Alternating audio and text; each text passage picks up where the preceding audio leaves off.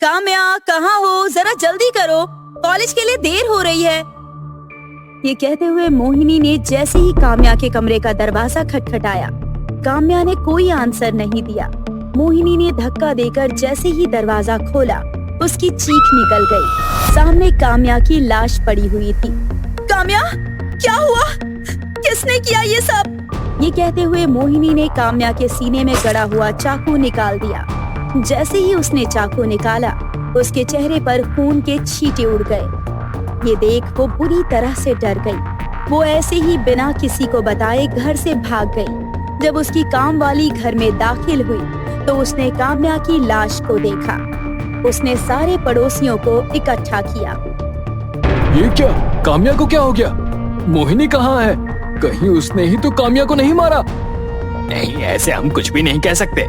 हो सकता है उसने कुछ ना किया हो, उसे पता ही ना हो कि घर में क्या हुआ। कोई सीआईडी को बुलाओ, वही सच का पता लगाएंगे। इस लाश को सबसे पहले किसने देखा? इस कांता ने देखा। ये बिल्डिंग में खाना बनाने के लिए आती है और काम्या और मोहिनी के घर भी खाना बनाती है।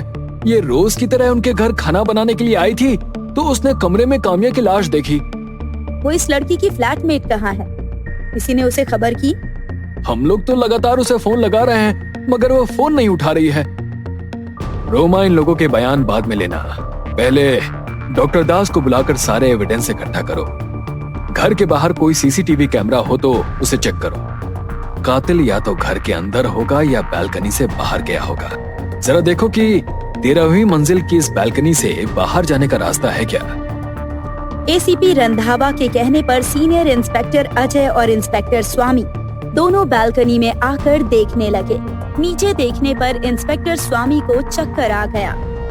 अयो मुर्गन, इतनी ऊंचाई से कोई कैसे जा सकता जी? ये पास वाली बालकनी भी कितनी दूर जी? कहीं स्पाइडरमैन तो नहीं आया था? स्वामी, बस करो। अगर एसीपी साहब ने सुन लिया ना तो नाराज हो जाएंगे। वैसे ये बहुत मुश्किल है कि यहाँ से कोई जा सके। मतलब कातिल घर के भीतर ही होगा। शांता, याद करो काम्या की किसी से कोई लड़ाई झगड़ा या फिर बहस हुई हो? कोई कहा सुनी या कोई दुश्मन हो उसका? इंस्पेक्टर शैली की बात का शांता ने कोई जवाब नहीं दिया। उसके पहले ही उसके पड़ोसी बोल पड़े। मैडम, काम्या तो बहुत अच्छी लड़की थी। कभी किसी से ऊंची आवाज में बात भी नहीं करती थी। पूरी सोसाइटी में केवल ये मोहिनी की ही सबसे लड़ाई होती थी। कहीं किसी ने मोहिनी के चक्कर में तो उस बेचारी को नहीं मार दिया? अब आपकी इस बात में कितना सच है और कितना झूठ, वो तो हम नहीं बता सकते। मगर इस पूरे कमरे में काम्या के अलावा एक फिंगरप्रिंट और मिले हैं। अब वो किसके हैं ये तो जांच से ही पता चलेगा। यहाँ तक कि चाकू पर भी सेम फिंगरप्रिंट्स हैं। सर, पूरी बालकनी और घर की अच्छी तरह से छानबीन कर ली, कोई भी सबूत नहीं मिला। कातिल कितना ही चालाक क्यों ना हो, कोई ना कोई सबूत जरूर छोड़ता है। देखते हैं डॉक्टर दास की रिपोर्ट में क्या आता है। दूसरी तरफ एक बंद कमरे में अपने कपड़े और चेहरे पर लगे हुए खून के दाग को देखकर रो रही मोहिनी के फोन पर किसी का फोन आ रहा था, मगर वो फोन लगातार इग्नोर कर रही थी। उसे समझ नहीं आ रहा था कि वो क्या करे। तभी एक के बाद एक उसके फोन पर ढेर सारे मैसेजेस आए। इतने सारे मैसेजेस, क्या लिखा है इनमें? जैसे ही उसने मैसेजेस खोले, उन मैसेजेस में मोहिनी की फोटोज थी। वो लाश के पास खड़ी थी और उसके हाथ में चाकू था। मैसेज एक प्राइवेट नंबर से था। ये फोटो मुझे किसने भेजी है? किसने देखा? मुझे कुछ समझ नहीं आ रहा। मोहिनी उन फोटोज को देख रही थी कि दोबारा उसके फोन पर एक प्राइवेट नंबर से फोन आने लगा। फोन किसी लड़के का था। मोहिनी, तुमने अपने फोटोज देखे ना? आशा करता हूँ कि तुम्हें अपने फोटोज पसंद आए होंगे। मैंने अपने नए फोन से जो खींचे हैं। कौन हो तुम? ये फोटोज कहाँ से आए तुम्हारे पास? क्या चाहते हो? अरे, इतने सारे सवाल एक साथ तो कोई इंस्पेक्टर भी नहीं पूछता, और तुम तो गुनहगार होकर मुझसे सवाल जवाब कर रही हो। आखिर तुमने ही तो काम्या का खून किया है। नहीं, मैंने कुछ नहीं किया है।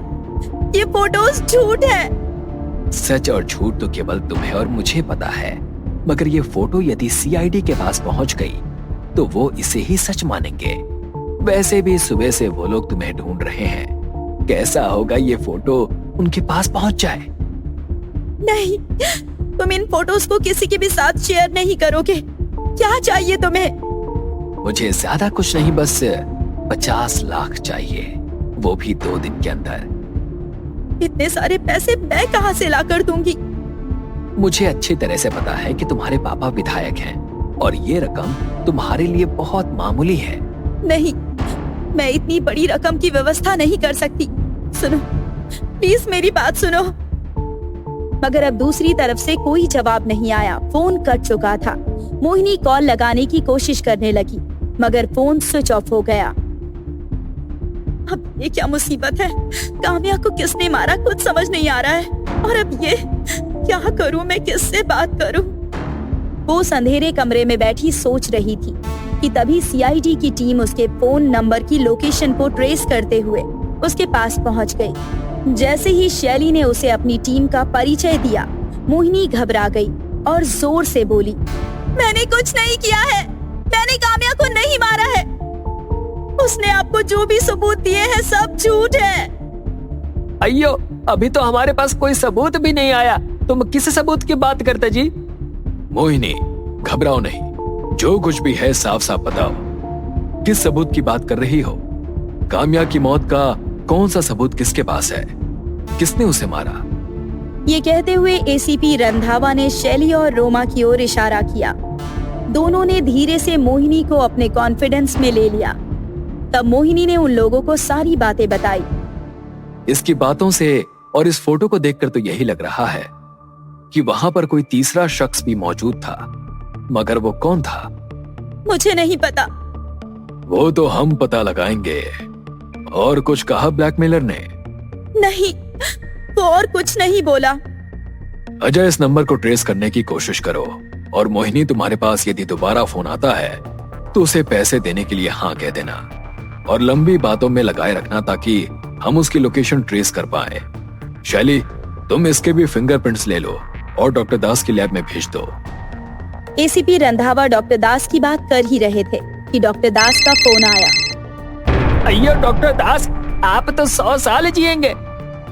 केवल 100 सालों तक ही नहीं, आने वाले कई सालों तक डिपार्टमेंट को तुम्हारे जैसे काबिल डॉक्टर की जरूरत है, जो मरे हुए मुर्दों के मुंह से आवाज निकाल देता है। रंधावा साहब, तुम्हारे लिए खुशखबरी है। ये मुर्दा भी बोल पड़ा। इसके नाखूनों में किसी की चमड़ी थी, जो शायद हाथापाई करते वक्त इसके नाखून में फंस गई होगी। इसी चमड़ी के सैंपल से हम असली कातिल तक पहुंच सकते हैं। तब तो तुरंत ही मोहिनी के फिंगरप्रिंट्स और स्किन की जांच करानी चाहिए, ताकि दूध का दूध और पानी का पानी हो जाए। वो सबको अपनी बात समझा रही थी कि तभी उसका फोन दोबारा बजा। इस बार भी प्राइवेट नंबर से ही फोन आया था। अगर ब्लैकमेलर का फोन हो तो उसे अपनी बातों में उलझाए रखना। इंस्पेक्टर अजय के कहने पर मोहिनी उस ब्लैकमेलर से बात करने लगी। क्या हुआ? कहाँ गायब हो गई? बहुत देर से सोसाइटी में लौट कर नहीं आई। मुझे तो लगा था सीआईडी वालों ने तुझे पकड़ लिया होगा। क्या सच में तू अभी तक उनके चंगुल में नहीं आई? बहुत चालाक है तू, मगर तुझसे भी ज्यादा चालाक मैं हूँ। बता, क्या सोचा है पैसों के बारे में? पैसों का बंदोबस्त होगा या नहीं? वरना सीआईडी वालों को ये फोटोज भेज दूंगा, उनका काम आसान हो जाएगा। कौन हो तुम? क्या चाहते हो? तुम भी अच्छी तरह से जानते हो कि मैंने काम्या का खून नहीं किया। वो तो मैं जानता हूँ कि तूने काम्या का खून नहीं किया। काम्या का खून तो मैंने किया है, मगर कोई भी मुझ तक नहीं पहुंच सकता। अब तू बता, तू मुझे पैसे देगी या मैं ये फोटो शेयर कर दूं? दोनों बातें कर ही रहे थे कि इंस्पेक्टर अजय ने एसीपी रंधावा को विक्ट्री साइन दिखाया और तुरंत सब लोग लोकेशन पर पहुंच गए। जैसे ही वहां से वो लोग एक लड़के को पकड़कर लाए, मोहिनी उसे देखकर हैरान रह गई। तुम लोग जानते हो एक दूसरे को? ये मेरा और काम्या का दोस्त रितेश है। ये ऐसा नहीं कर सकता। अयो, हम सीधे लोग किसी को हमारा दोस्त समझते हैं और वो आस्तीन का सांप होता है जी। यही आस्तीन का सांप है, इसने ही काम्या को मारा और तुमको ब्लैकमेल किया। ये है वो मोबाइल जिससे इसने तुम्हें कॉल किया था। अभी डॉक्टर दास भी इसकी स्किन का डीएनए और काम्या के नाखूनों में जो मिली स्किन है उसका डीएनए मैच करके दूध का दूध और पानी का पानी कर देंगे। रितेश, क्यों किया तुमने ऐसा? काम्या ने तुम्हारा क्या बिगाड़ा था? और तो और उसे मारने के बाद तुम मुझे ब्लैकमेल कर रहे थे। हाँ, मैंने ही उसे मारा। बहुत दिनों से उसे हासिल करना चाह रहा था, मगर साली मेरे हाथ ही नहीं आ रही थी। उस दिन भी कॉलेज के नोट्स लेने के बहाने उसके घर पहुंचा था, मगर वो आनाकानी करने लगी। गुस्से में मैंने उसे मार दिया और फिर मैंने तुम्हारी आवाज सुनी, जिसे सुनकर मैं पर्दे के पीछे छिप गया और मैंने तुम्हारी फोटो निकाल ली। सोचा था कि तुम्हें ब्लैकमेल करके तुमसे पैसे ले लूंगा और फिर ये फोटो सीआईडी को दे दूंगा, मगर सीआईडी वाले तो मेरी सोच से भी आगे निकले। अब आराम से जेल के लॉकअप में सपने में ब्लैकमेलिंग के पैसे गिनना